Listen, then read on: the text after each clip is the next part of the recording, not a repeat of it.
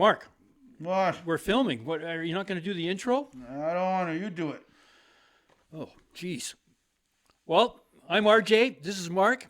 We're Blue and Blue, and we're here to talk about the Toronto Maple Leafs and the Montreal Canadiens. Sounds like there was a lot of trials and tribulations over there on that side of the podium here. What's going on, Mark?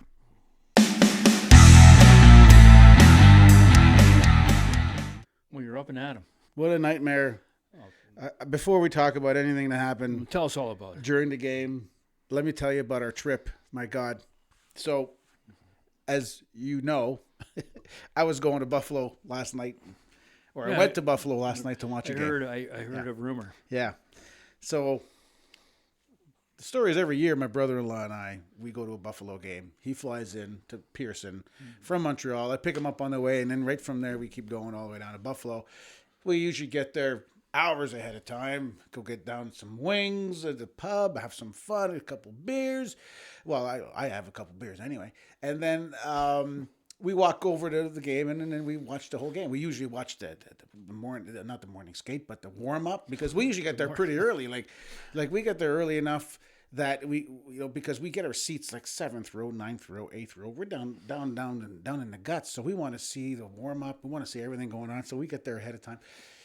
And that's ideal conditions. Well, Toronto last night, or yesterday, got hit by Somehow we're blamed. a dusting of snow, okay? It's a dusting of snow. We got more snow up here than they did in Toronto. But for some reason, Toronto Pearson International Airport and Toronto streets and everything shut down for this dust. There was more snow in Niagara than there was in Toronto.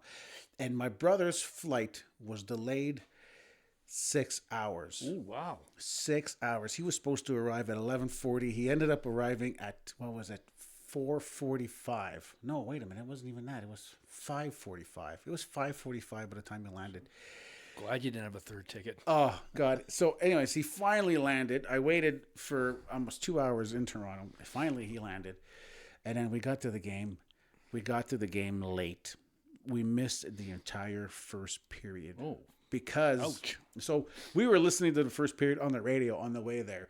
And so what helped us a lot is that last night during the Sabres game, before the Sabres game, they had a little tribute to the 05-06 Sabres team. Really? Yeah. What did they do? I guess they went pretty far. Oh, it's 20 years. Yeah, so. they went pretty far into the finals, but they never got to, or the playoffs, but they never got, and they never won. But they were introducing the old players, and so that burnt about 17 minutes, which was great for us because we were like, as we're listening to this, like, yes, keep burning it because time on our clock is taken down and time on their clock's taken down. So we thought at first we were going to come in halfway through the second.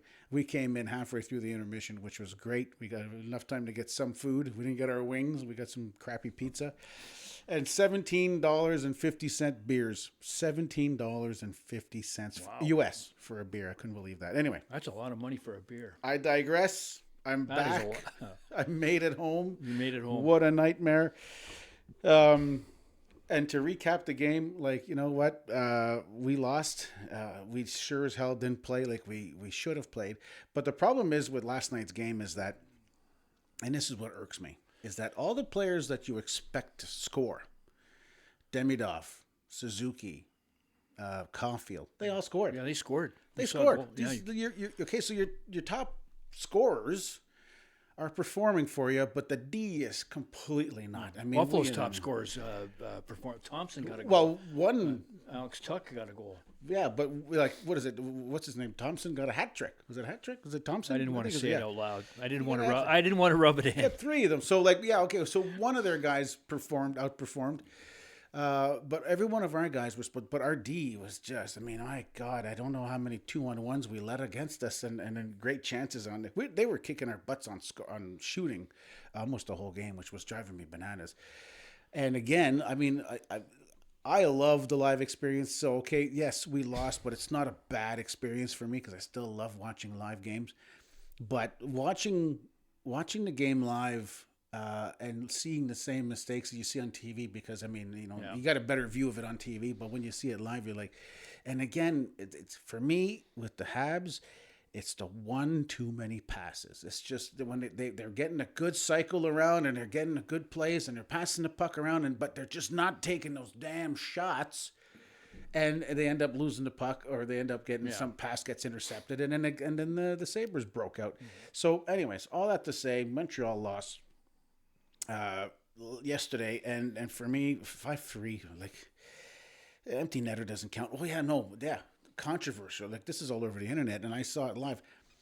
The non-calls that were happening at this game, like the referees missed a ton of calls. There was an interference on Hudson on the last goal of the game, the fifth goal, which was an empty netter, but he was clearly hooked and holding the stick and being interfered so that he couldn't catch up to Thompson going in and scoring the last goal. Anyway, I digress again. It was fun. Digress. I digress because I'm just going to go off on a tangent here, but it was a fun experience. I loved it. It was great. It was great to see them live. It's fun to see them live. I love seeing Montreal play live. They're an exciting team. Hope anyway.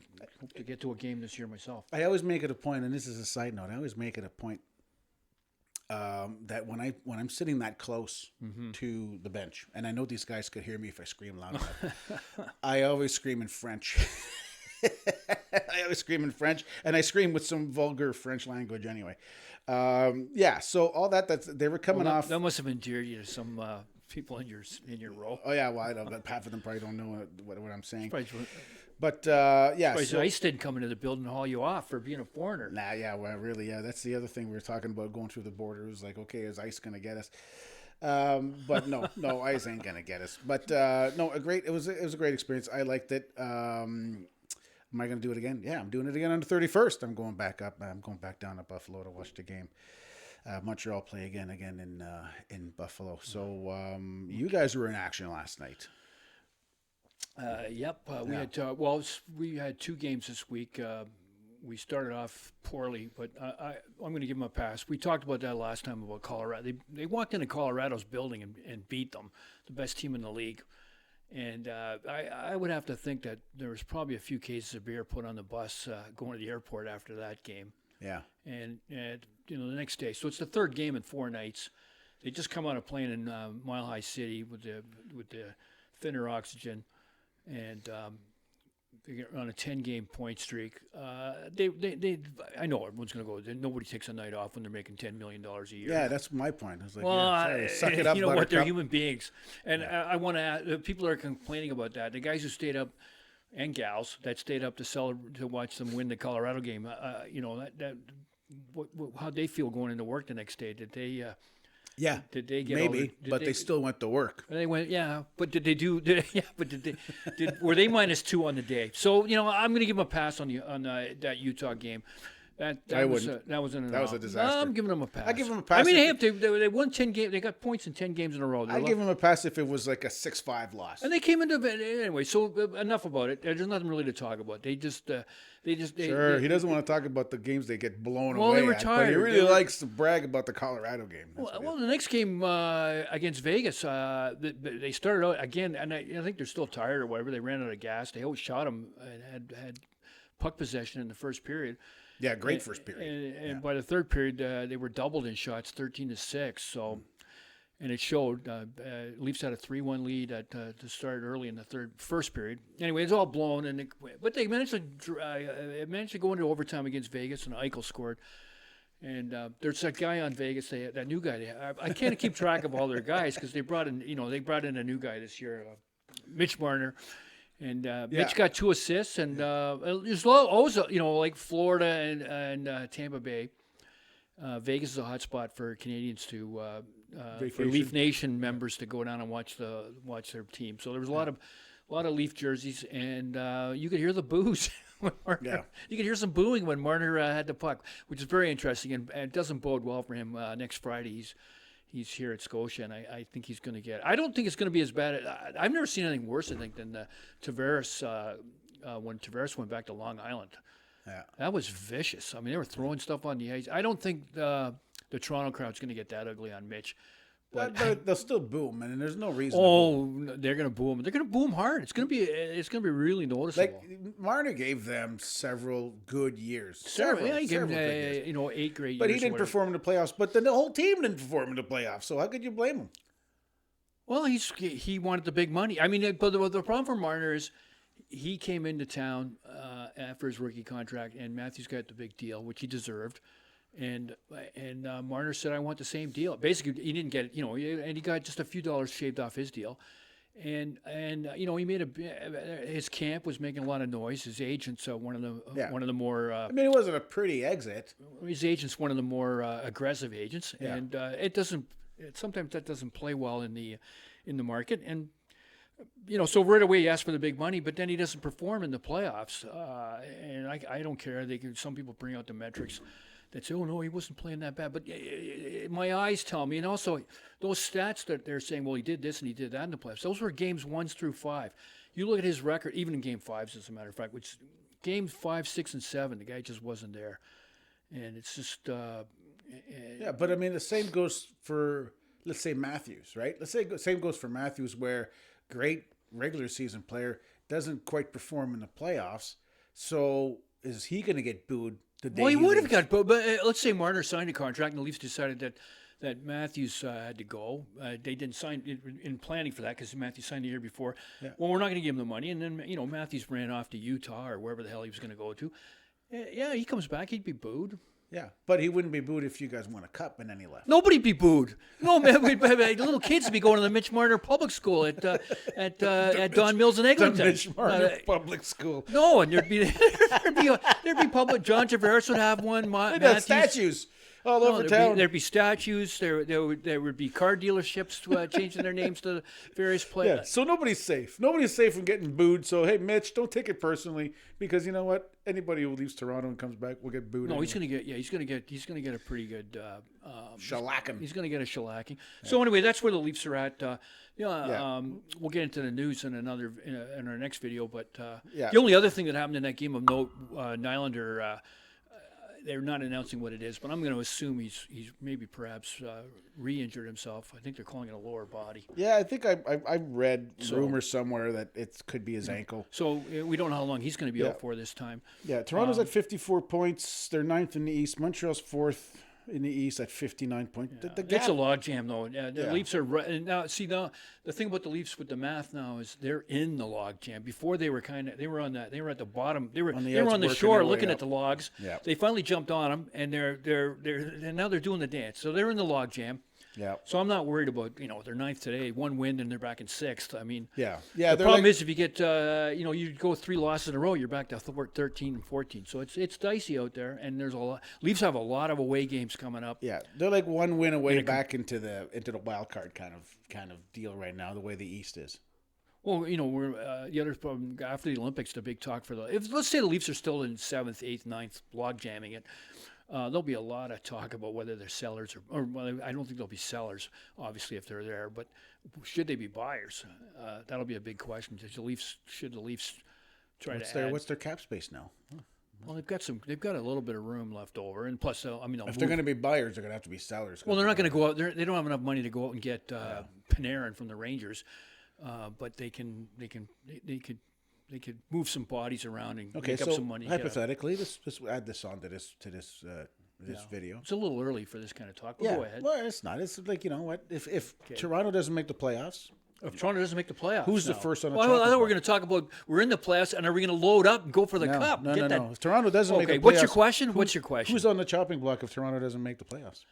Who's the first? Well, it depends on it depends on how they don't make the playoffs. If they end up in just the odd man out of the log jam and they're like in 9th place and they don't embarrass themselves. If they revert back to what they were in November, and these guys end up by second last week of March, they're pretty much out of it the whole of April in the regular season. Then there's going to be a lot more.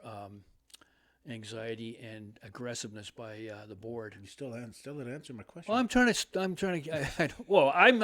Who do you think should go? Who's safe? Who's safe? Who's well, not? I think Berube would go at the end of the year if they don't make the playoffs. Berube, yeah, okay, so that's one. And that's the one. And Treliving's got one. He gets to fire one coach, and then they just re-signed Tavares.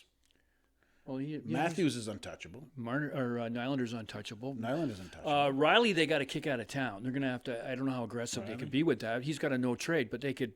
You can't for it. You can't. It's been going on lately more and more. The teams are finding ways to get these no trades, no moves removed.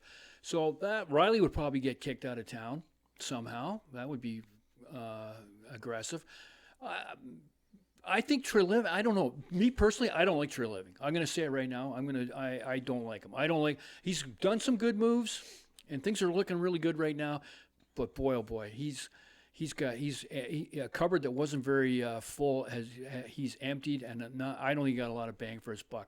I just don't think he was a good hire because I don't know what he did in Calgary that made Shanahan think that this guy is some kind of reincarnation of Sammy Pollock. But who's worth anything right now that you can move? We don't have a lot to move. No, we don't have anything to move. That's the problem. So we got to. Well, here's the rumor. So here's the Easton Cowan. They could move. Yeah. So here's the Nick vice Robertson. versa, They could right? move. Here's the vice versa. Yeah.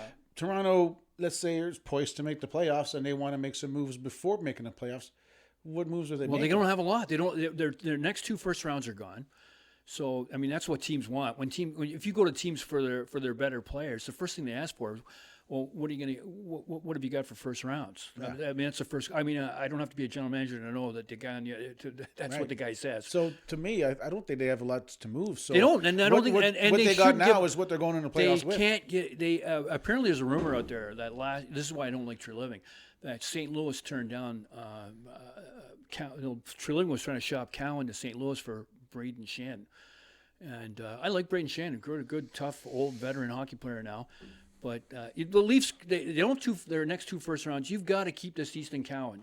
Yep. He's got to be untouchable. And I don't even know if that guy's going to end up being more than a 50, 60-point player. Think they make a move on a goalie? Well, the Leafs could. That's the problem with the Leafs right now. They're deep in goal. So, but Stoller doesn't look like that. His health's going to restore it too soon. And plus, he didn't play well at the start of the year. But we could trade a goalie. So you'd be going into the playoffs with Wall and Hildeby. Yeah, I'm fine with that. Yeah, I'm fine with those that. are Stanley Cup winning goalies. I didn't. Well, come on. I don't think we're. I'm not gonna. If you're going into the playoffs, you're playing to win. Well, you try to. Well, I got news for you though. I got news for you. Here's a headline: General managers are not in the business of winning the Stanley Cup.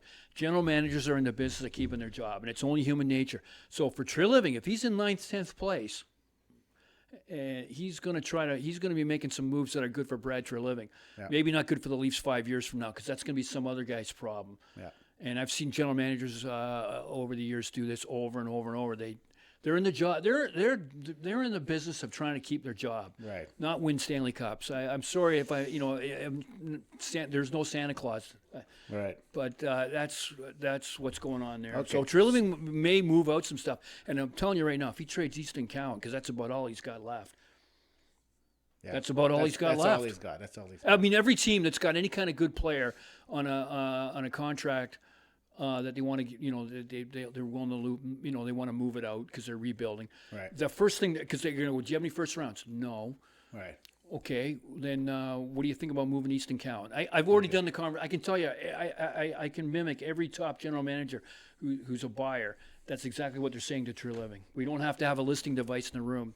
That's the questions that are going to be asked. Do you have a first rounds? Is Easton Cowan available? Right. Okay. On that note, we got to move on to the week ahead. Or the weekend ahead. Well, it was quickly, yeah, because we're getting long here in the tooth with your travel log. Yes, but, yes. And just a side note, if you like what you're hearing, you like what you see, don't forget to hit the like and subscribe. Yeah. And it helps us a lot. We're up at 88 subscribers right now, and we want to get to 100. And that's our goal right now. Small baby steps. We've run out of relatives. So the weekend ahead. So Saturday, both teams are in action. The Habs are... the Ottawa's in Montreal, I believe. I think they're back home right now. So Montreal is hosting Ottawa.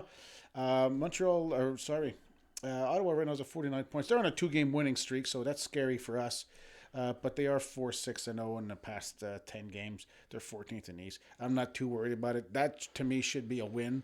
An easy win. Yeah. And then you guys are playing Winnipeg, which should be technically another easy win. We go up to we're going up to Minneapolis after that too. So I don't know if we're gonna have to worry about what's going on in Minnesota right now. Yeah. We've got Minnesota's really playing well. So they're gunning for Dallas and Colorado. That's gonna be a really tough game. Hopefully and actually Winnipeg's improved since the last couple of weeks. They pasted somebody. 6-2 last night. Yeah, I can't remember who they played, but they beat somebody 6-2, and they won the game before that. So they're starting to pick up. So we got 2 tough games: Winnipeg and Minnesota, both on the road. Yeah. Right now, the Minnesota's third in the West, so that's going to be a tough game for Toronto on Monday. So, anyways, on that note, then I guess they're doing a back-to-back because on Tuesday, the Wild's playing in Montreal. So that's hopefully we'll get them when they're tired, beat up on them enough for that. Anyways, They got to fly in. Yeah. Hopefully they get de-iced properly. Yeah, the ice in there 6 hours. They don't show up in the second period. In that tube. Anyway, don't forget to like and subscribe. Comment down below, and we'll see you in our next video.